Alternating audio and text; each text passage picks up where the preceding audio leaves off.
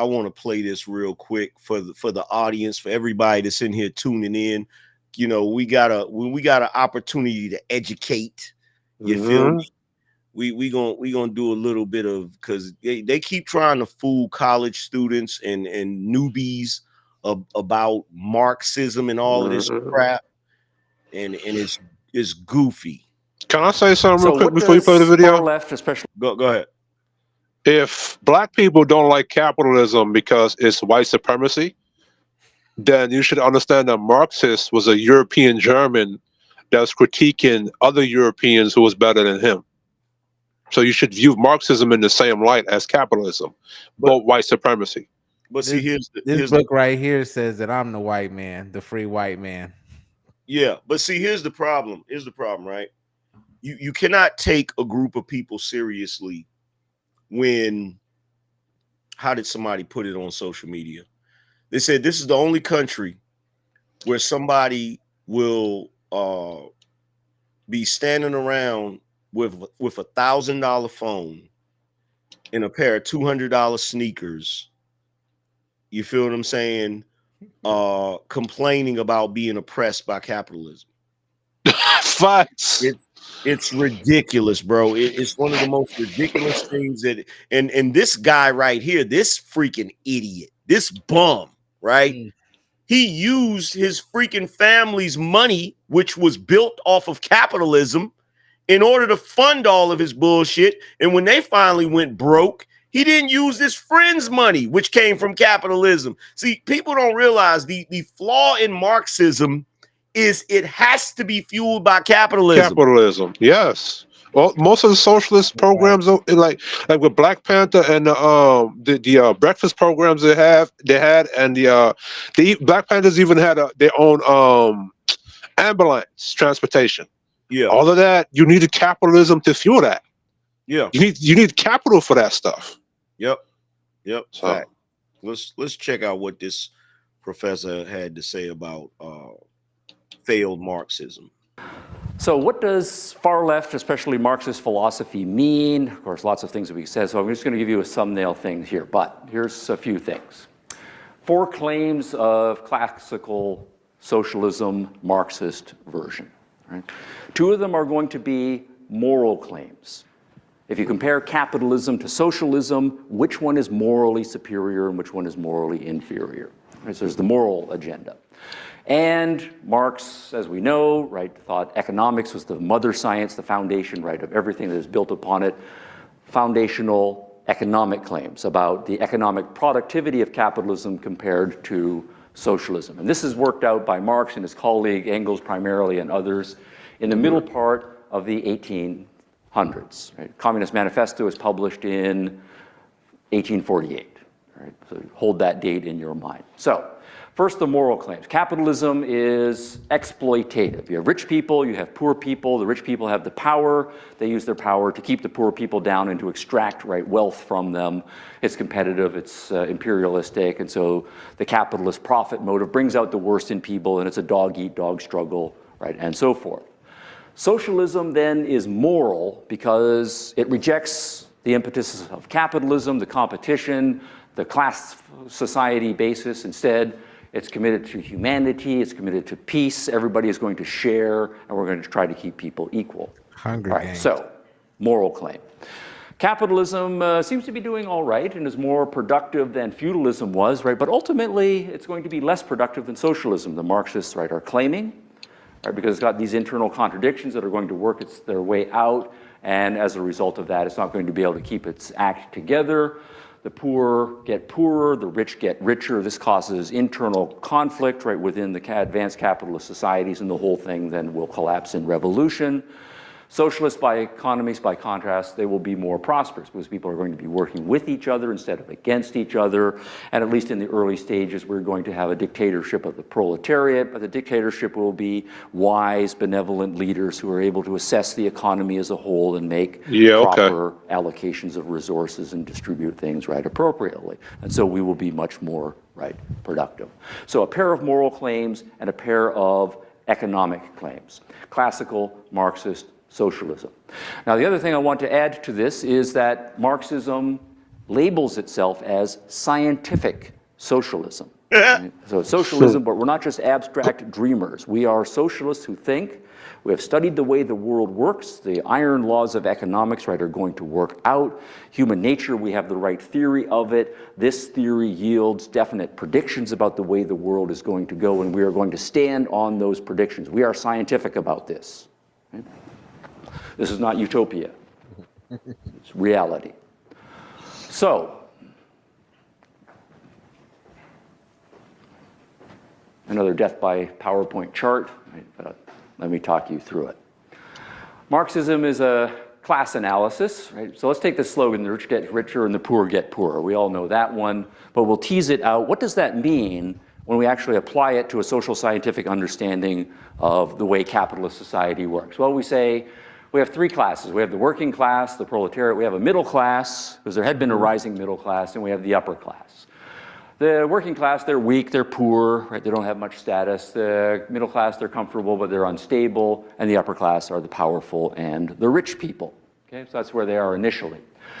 Initially, what's going on then in capitalist societies is, of course, the poor are being exploited. Right? The wealth is being extracted from them. There's so many of them. Wages are pushed down. Capitalists get to make all of the rules. They control the government so they can extract as much wealth as they want.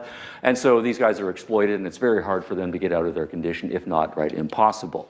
And so they're basically going to, as Marxism predicts, become more and more people in the population.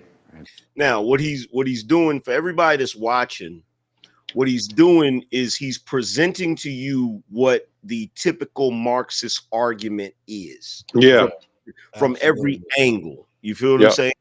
So this is the things that most Marxists are going to say, especially college students that have been taught this bullshit. But he's going to show you where it falls short.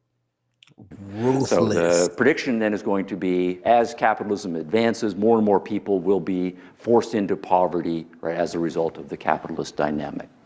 The middle class, right, they're unstable because the logical capitalist competition, right, says there's winners and there's losers, and we're all competing with each other. Some people in the middle class will succeed in clawing their way up to the rich class, but the most of them are going to at some point make a mistake, right, or they're going to be outcompeted and they'll be forced down into the proletariat.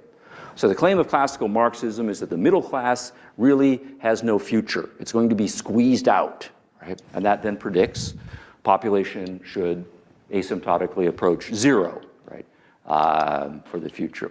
And the rich, right, start off, they're exploiting and ruthless. They've got all the power, but of course, they're all competing with each other, right? Because if you're a millionaire, you want to be 100 millionaire, then you want to be a billionaire. And if you're a Marxist, you believe that's zero-sum competition.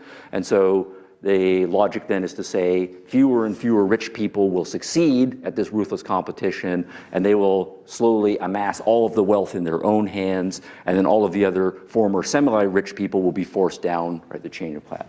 So we have three social science predictions that we make, right? Population of the people in poverty will go up dramatically under capitalism. The middle class will shrink to nothingness, and the rich class, the bourgeoisie, will also shrink to a very small number.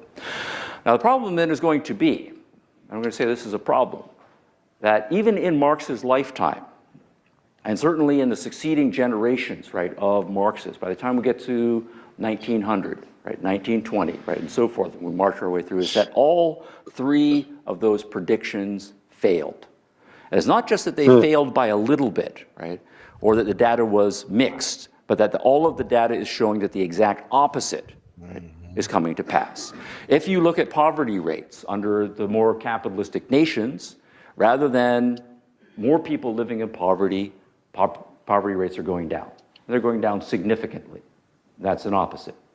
The middle class is supposed to be becoming smaller and smaller. Instead, what is happening is it's getting bigger and significantly bigger.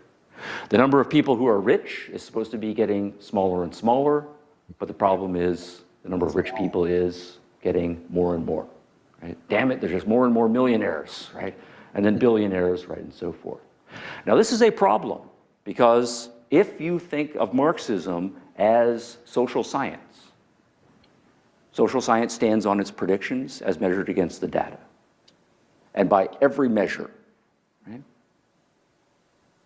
Marxist social science failed to fit the data. In fact, the data was the exact opposite. And this caused a crisis, not only by people who are not sympathetic to Marxism say, ha ha ha, you Marxists got it all wrong, but a crisis within Marxism.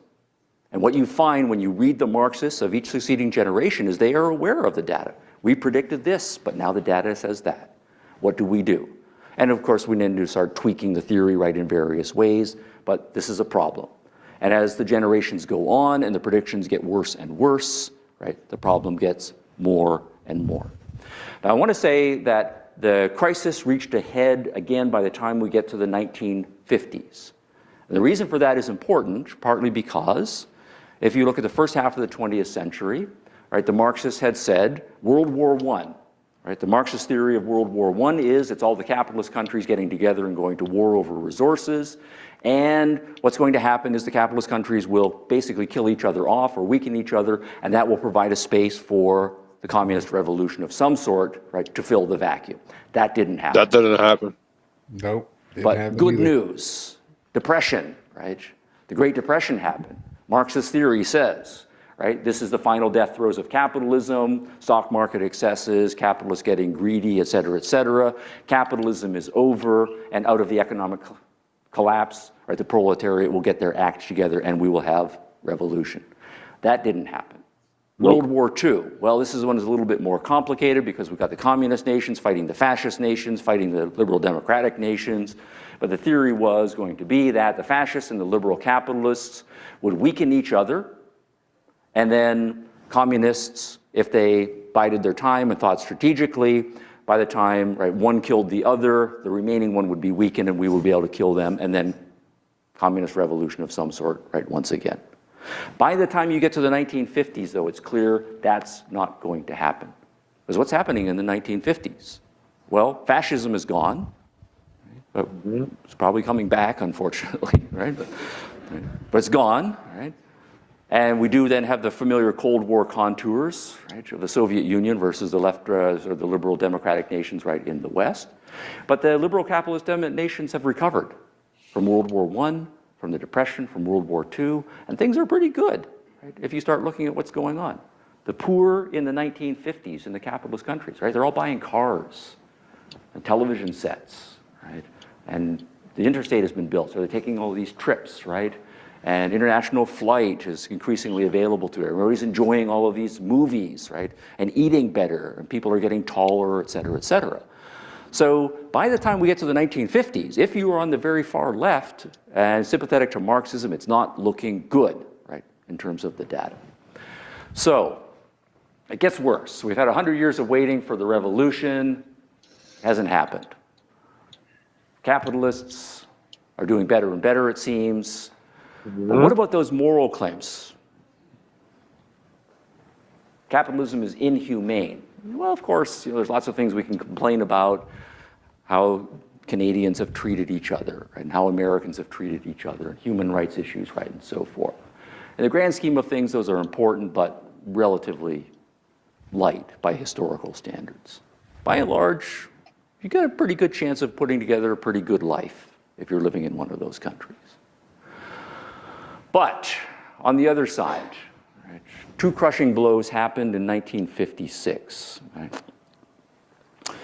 And these were crushing blows to Western Marxists especially, because for a generation, Western Marxists had thought, despite the predictions about the economic modeling, and so forth, at least we have the Soviet Union. And the Soviet Union is a beacon of our humane moral future. It's a communist revolution that succeeded. And it wasn't. Stalin, Papa Joe, is at the helm with the power to do what is necessary to usher the Soviet Union and therefore eventually the rest of the world in the right direction. Almost messianic fervor about what was going on in the Soviet Union. Any number of fellow travelers go over there, they take the tours, they come back glowing reports. 1956, Stalin has died, Khrushchev has consolidated power, and he announces in a speech that all of those stories about genocide, about the asylums, about the torture, about Siberia were true. It wasn't just CIA propaganda. It was all right. Tens of millions, right, of people tortured, starved, exterminated, right, under what was supposed to be the humanest social system that ever existed. How is this possible? 1956, also in Hungary, one of the satellite states, right, now behind the Iron Curtain. Things aren't going very well economically. Students in university classes are chafing at having to take only Communist Party propaganda right in their courses, right? They want a more liberal curriculum. They want to have jobs when they get out. Workers are hungry, right? And so there are protests that are starting, peaceful protests. Well, we know socialist governments care about their people. They care about the workers. They care about the students. The reaction of the Hungarian government was to call up Moscow, say we got big problems here. Moscow sent in the troops, sent in the tanks, and protesters are shot. The ringleaders are dragged off to prison. They are tortured, forced to give up their allies, who are then arrested and tortured, and tanks are sent into the protesters and ride over people. And Western technology, for the first time, this is shown on international television. Everybody sees it. It's not just CIA propaganda again. How is this possible? This is a crisis of faith in the 1950s. So, the old left, that is to say, the Marxist left, is in trouble. What are we going to do? And what do you do if you are a young person in your late 20s and early 30s, strongly committed to your politics, and you're really, really smart? Okay. Well, you re-strategize. And so one of the things that we do know that happened is this is exactly when the new left started. So we have a new left, a new agenda, right, and so forth. And the point is going to be that that agenda, right, is being set by the strategists, and the strategists are the most philosophically minded of them, and we know who those people are going to be. So this is the second thesis. That is to say that by the time you get to the 1950s, what has happened is, yes, philosophy is at a very skeptical place epistemologically. But at the same time, people on the far left are going through a crisis about what we are supposed to do now that our youthful dreams in the classical Marxist ideal have failed. And even all kinds of neo-Marxism have been tried, those have failed. And the practical results in the Soviet Union and other places as tried have failed. We need to do some serious thinking. Now, I've used the word faith. And I want to say that there is exactly a parallel here. Because if we think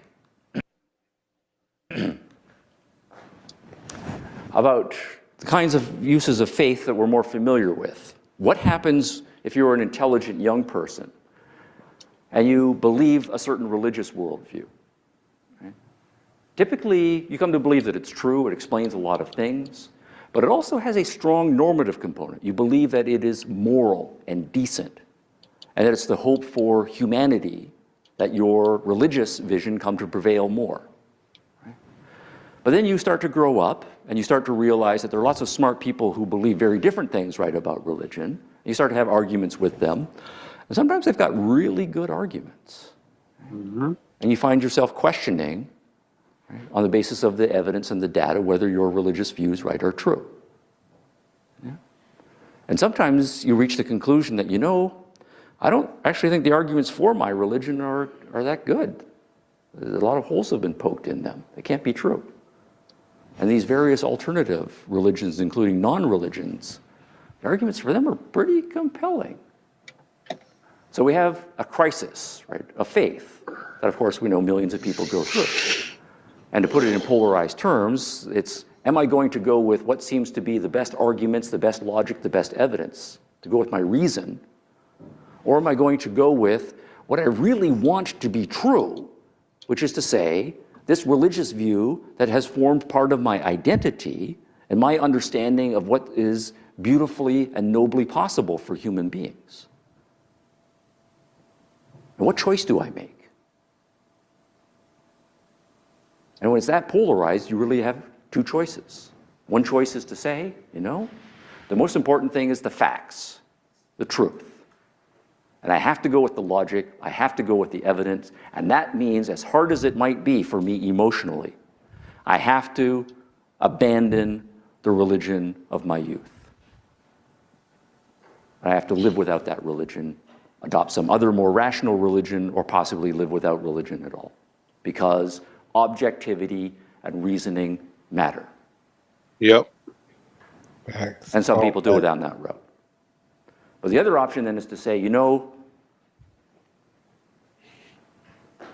I'm going to believe what I want to believe. There's no way I can give up this beautiful, deep part of my identity. And that means that I have to find some way to get rid of the logic, the evidence, and the commitment to reason. That I'm going to elevate a subjective commitment to something I want to be true over reason. It's a nonsense. Now, Good. here's the thing, because I got to point this out. There's really no need to play any of the rest of it, but Nope. what you're witnessing right now, what you're witnessing going on today, is exactly what he's describing.